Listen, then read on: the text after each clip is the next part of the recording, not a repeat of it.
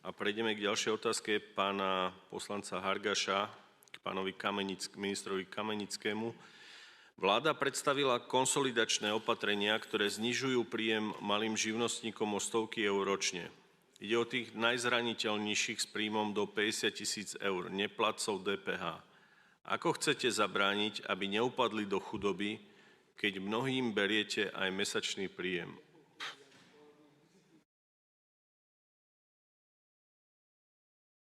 Ďakujem pekne. Pán Hargaš, dneska najaktívnejší zo všetkých pánov poslancov. Ešte okrem neho sa to pýtajú aj ďalší, skoro celé PSK, čo to pozdravujem. Takže za chvíľu vysvetlím, že my na rozdiel od toho, čo pán Odor navrhuje v svojej knižke Rýchlokurs geniality, ktorý navrhoval zvýšiť DPH do základnej sadzby, úplne všetky znížené sadzby, aby sa vrátili, tak na rozdiel od pána Odora, od vášho ekonomického gurua, my znižujeme potraviny z 10 na 5%, a to sa týka aj živnostníkov, to sú bežní ľudia, ktorí nakupujú potraviny, pán Hargaš. To sú tie základné. Potom znižujeme potraviny z 20 na 19%, všetky ostatné, že všetky potraviny idú nižšie, takže toto robíme aj pre živnostníkov. Bavíme sa tu o liekoch, aj ten živnostník potrebuje lieky, pán Hargaš. Tam tiež znižujeme DPH z 10 na 5%. Elektrínu znižujeme z 20 na 19%. Takisto pomáhame aj živnostníkom. Bavíme sa tu o gastre. Dnes tu bolo o tom veľa hovorené. Bavíme sa o stravovacích zariadeniach. Znižujeme DPH z 10 na 5%. Týka sa to aj živnostníkov, pán Hargaš. Bavíme sa o sociálnych podnikoch, podporujeme štátom podporujeme bývanie, nájomné a toľko kritizované knihy. Najskôr sme znížili DPH na 10%, z 10 na 5 a pripravujeme ďakujem kolegom, ktorí podajú pozmeňujúci návrh vo výbore na zníženie DPH aj na knihy. Takisto dennú tlač a časopisy. A teraz, čo nikto tu neurobil predo mnou a poviem, ak všetci, ja sa pýtam jednej redaktorky, že aká je DPH na e-knihy, aká je DPH na audioknihy, tak som počul, že vraj znížená. Nie je to pravda. Je 20%. Ja ju znižujem na 5%. Budem ju znižovať cez môjho kolegu Dana Karasa a Tibora Gašpara. Podáme pozmeňujúci návrh vo výboroch. Za to im ďakujem. Takže ja som urobil zo svojej pozície všetko, preto aby sa nikto nemohol vyhovárať na Kamenického, že nechce vzdelaných ľudí na Slovensku. Dokonca som urobil niečo naviac, to znamená, že e-knihy idú dole s DPH-čkou. A budem veľmi pozorne pozorovať páni Pantarej, páni z Martinusu a z ostatných veľkých kníhkupectiev, ktorí máte 30 až 50% vyššie marže ako všetky malé kníhkupectva na tých knihách, že ak pôjdete dole s tými cenami, si to odsledujem. Takže štát mojimi rukami urobil to, že urobil maximum preto, aby ste sa nevyhovárali na Kamenického. Kamenický chce vzdelaných ľudí na Slovensku. Učebnice na 5%, to tu ešte nebolo. Ja si to nepamätám, že by boli učebnice na 5%. Takže za mňa som urobil všetko a budem čakať teda, čo urobia knihkupectva, tie, kde sa to tekvicové latte podáva. Či tam budú tie ceny o 10-20% nižšie tie základné, na ktorých oni zarábajú obrovské sumy. Obrovské sumy. Takže toľko to v tejto oblasti. Idem pokračovať. Ja si rád užijem túto otázku, pán Hargaš, takže pozdravujem pána Odora. Všetky znížené sadzby, ktoré my znižujeme, on neurobí. Čo sme urobili pre tých živnostníkov? No urobili sme.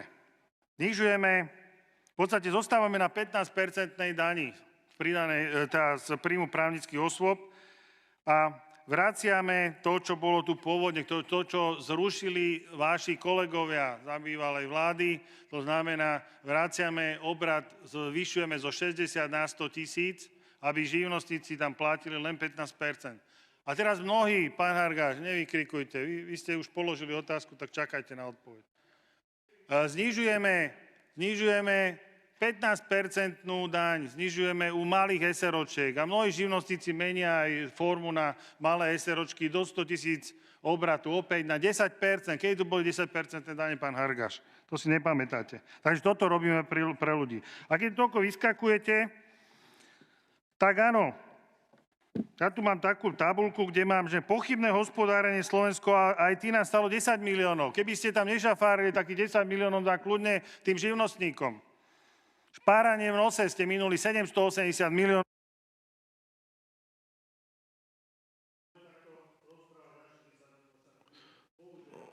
Pán poslanec má doplňujúcu otázku. Nech sa páči. Ďakujem pekne, budem na to reagovať, lebo očividne všetci v koalícii majú rovnaké noty. Tak ja vám to poviem, pán minister. Slovensko IT, keď už sa tomu venujeme, som zdedil, keď bolo 2 mesiace od krachu, ako štátny tajomník. Za rok tvrdej roboty sa nám podarilo tú firmu dostať do zisku. Pán Rašiš sa rád obhajoval takým grafom, kde ukazoval, ako tá firma... Ja reagujem na pána ministra a doplním svoju otázku. Nechajte ma prosím vás hovoriť, pán. Nie, máte daj otázku. Doplním. Rád ukázal taký graf, že aké tam boli straty, neviem čo. A jeden rok bol v zelenom, v zisku. Viete, kto bol vtedy štátny tajomník? To som bol ja. Takže reklamujte podklady u komunikačného, lebo nie sú bohviaké. No ale veľa pekných vecí ste povedali, aj tekvicové latte ste spomenuli, len ste mi neodpovedali, a to tiež vidím ako nejaký všeobecný tu na zvyk, neodpovedali ste na otázku. Ja sa pýtam na živnostníka, ktorý má príjmy do 50 000, nie je platcom DPH. Čo ste pre neho urobili? Vy len hovoríte, že nesťažili sme mu život. No ale sťažili ste mu život. Na materiále zarobí viac, zaplatí viac skrz tú DPH-čku. Na diaľničnej známke zaplatí viac skrz zvýšené platby za diaľničné známky. Na energiách a najmä zaplatí viac. Na ostatných nákladov taktiež viac. Transakčná daň. To všetko sú pre neho náklady. My sme si to spočítali, kľudne vám to tu môžem nechať, keď chcete. Živnostník, tesár, kľudne si ho zadáte do akého chcete regiónu, ktorý má nejaký ročný príjem 49 000, tak čo pre neho bude znamenať váš konsolidačný balíček? Bude pre neho znamenať minus 1 000 eur ročne. Minus 1 000 eur. A preto sa vás pýtam, čo ste spravili pre tento segment? Nemusíte mi hovoriť o malých SROčkách. Ja sa nepýtam na malé SROčky. Ja sa pýtam na živnostníka s príjmami do 50 000 eur. Tým, že ste zvýšili hranicu zo 60 na 100, tak jeho sa to netýka. Jemu to nejak nepomôže. Takže ja sa pýtam, zvýšili ste mu náklady na vstupe, DPH a ďalšie, diaľničnú známku, všetko som vám to vymenoval. Rád vám to dám, my si vytlačíme nový papier. A čo ste pre neho spravili? Ako jemu chcete pomôcť? Ďakujem pekne. Pán minister, poprosím zodpovedanie doplňujúce otázky. Pán Hargáš, vy asi nepočúvate. Vy si myslíte, že živnostník nie je človek, ktorý napríklad si kupuje potraviny, hej, v tom obchode. Myslíte, že to nie je taký človek. Nekupuje si lieky ten človek. Nechodí sa napríklad stravovať niekam a podobne. Tam ušetrí ten človek. Takže ak nerozumiete, tak vám to vysvetlím. Ale keby som tu mal viac času, tak vám dočítam to je moja tabuľka, to nie je môjho komunikačného oddelenia. A hovorí o tom, ako sa to rozflákalo 3,7 miliardy eur a to je to, čím by som ja vedel pomôcť živnostníkom, keby ste to tu nerozflákali, pán Hargáš, aj s pánom Odorom, aj so všetkými, ktorí ste tu boli. Áno, mohli by sme im pomôcť.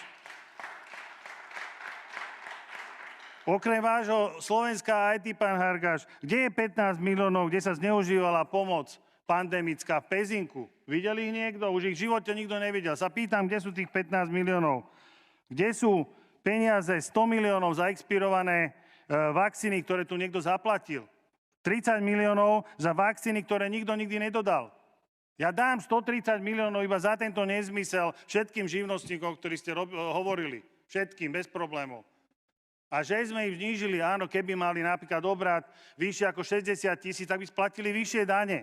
Aj to sme im zabezpečili, pán Hargáš. Napriek tomu, ako marazme ste mi tu nechali verejné financie, kde je ten realistický rozpočet pána Odora, vášho gurua? Kde je? Čo nám tu nechal? Viete, čo nám tu nechal?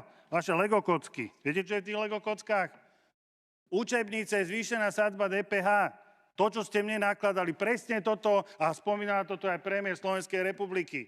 Kde je tá smršť všetkých tých článkov, čo títo, čo zarábajú tých 30 až 50% na knihách, narobili voči Ladislavovi Kamenickému kvôli knihám. Znížil som to, očakávam, že tieto knihkupectvá s tým tekvicovým latte znížia ceny pre Slovákov, aby mohli čítať, aby boli vzdelaní. Takže očakávam. To sú vaši kamaráti. Tí zarábajú veľké peniaze na tom. Ďakujem pekne.